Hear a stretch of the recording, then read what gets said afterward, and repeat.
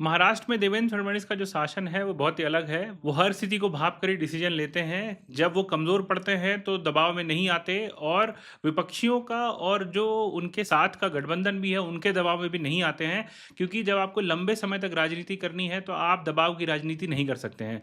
तो देवेंद्र फडणवीस को जो भी लगता है कि ये उचित है वो करते हैं, और चाहे वो सरकार के लेवल पे हो, संगठन के लेवल पे हो, इसीलिए उनकी स्थिति इतनी मजबूत होती है। अगर कोई भी राजनेता हो, अगर वो संगठन के या अपने गठबंधन के दलों के दबाव में आ जाएगा तो राजनीति नहीं कर पाएगा। महाराष्ट्र जैसा राज्य जो कि इतना कॉम्प्लेक्स है, हर पार्टी में एक दूसरे के सहयोगी और विपक्षी होते हैं, आपस में ही बहुत सारा मेल मिलाप है, उसके बावजूद भी देवेंद्र फडणवीस का एक तरह से अलग उभरना और पूरे महाराष्ट्र की राजनीति को प्रभावित करना बीजेपी के लिए बहुत अच्छे संकेत हैं। चाहे वो एकनाथ शिंदे हो, चाहे अजित पवार हो, किसी भी राजनीतिक दबाव में वो नहीं आते हैं और अपना डिसीजन जो कि महाराष्ट्र के हित में हो सकता है, जनता के हित में हो सकता है, और सबसे बड़ा हित उनका और उनकी पार्टी के हित में जो हो सकता है, वो वही डिसीजन लेते हैं। चाहे किसी की नाराजगी हो, चाहे किसी को भी उन्होंने साइडलाइन भी करना हो, वो करने से पीछे नहीं हटते हैं। इसीलिए देवेंद्र फडणवीस को भविष्य का नेता माना जाता है।